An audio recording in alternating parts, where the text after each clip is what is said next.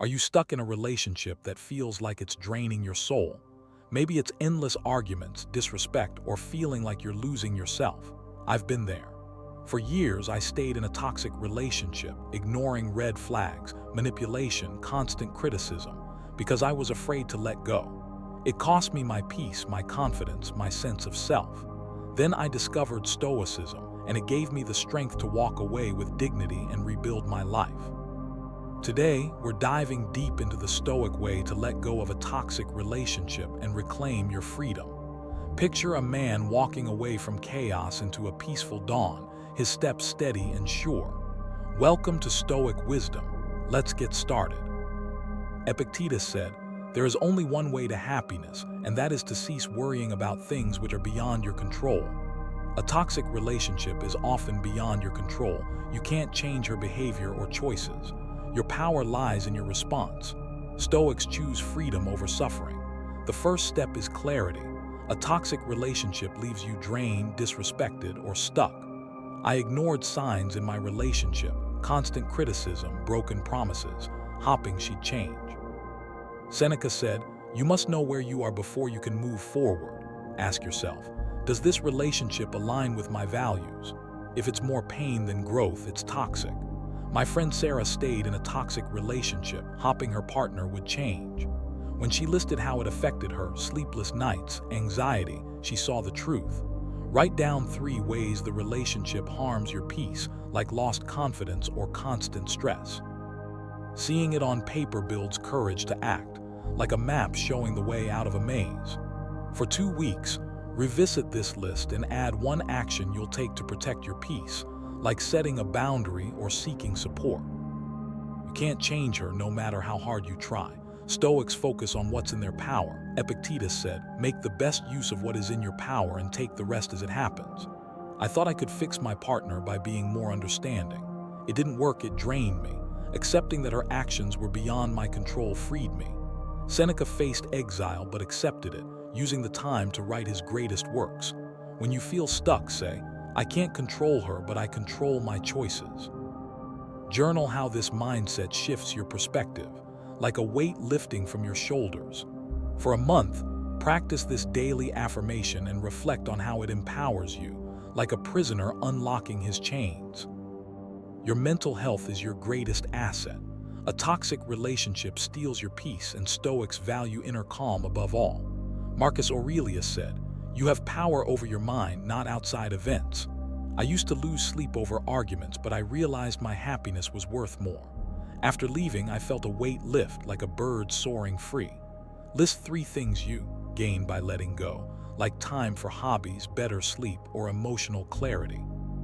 Focus on what you're moving toward, not what you're leaving behind. My friend David left a toxic relationship and rediscovered his love for painting, which brought him joy. For 3 weeks, journal daily about 1 thing you're excited to reclaim, like your energy or passions, like a traveler mapping a new journey. Walking away doesn't mean burning bridges. Stoics exit gracefully without anger or drama. When I ended my toxic relationship, I calmly explained my reasons and wished her well. It preserved my self-respect. Seneca said, "No man is more unhappy than he who never faces adversity." Leaving is adversity. Face it with strength. If you're ready to leave, write a clear, calm message or script for the conversation. Focus on your decision, not her faults. Practice it to stay composed, like a Stoic preparing for battle. For 2 weeks, rehearse this approach in low-stakes situations, like declining an invitation calmly, and reflect on how it builds your confidence, like a warrior hunting his resolve. Letting go is just the start, now rebuild. Focus on your goals, friendships, passions. After my breakup, I dove into my writing, reconnected with friends, started hiking. It reminded me who I was. Epictetus said, "You become what you give your attention to." My friend Tom left a toxic relationship and started training for a marathon. He met his current partner at a running event, drawn to his renewed energy. Set 1 new goal, like learning a skill or improving your health, and take 1 step toward it this week, like signing up for a class or scheduling workouts. For a month, track your progress and journal how it restores your sense of self, like a tree regrowing after a storm. Stoics use adversity to grow. Ask, what did this relationship teach me?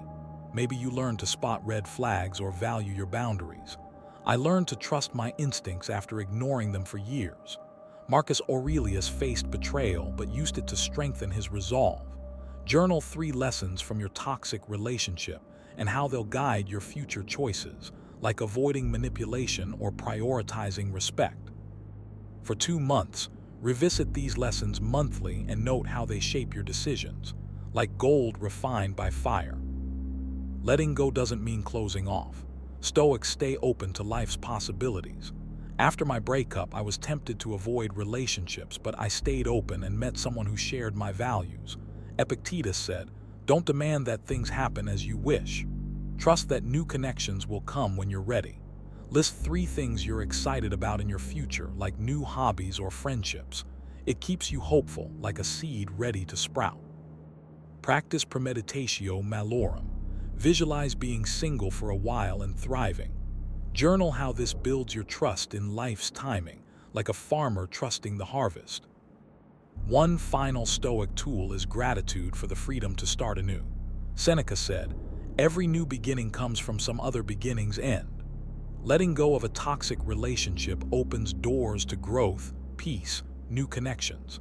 After leaving, I wrote down 3 things I was grateful for, like my health and supportive friends. It shifted my perspective from loss to opportunity.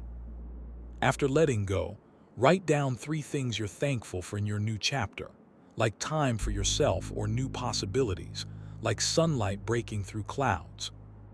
As we see a man walking confidently into a vibrant sunrise, know this: letting go of a toxic relationship is an act of courage. Choose your peace, your growth, your freedom. Pick one practice: gaining clarity, accepting what you can't control, protecting your mental health, exiting gracefully, rebuilding, learning lessons, staying open, or finding gratitude, and start today. Imagine yourself a year from now, free and thriving, like a phoenix rising from ashes. Subscribe to Stoic Wisdom for more tools to live a better life. Drop a comment.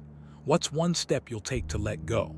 Like this video, share it with someone who needs it, and let's grow together.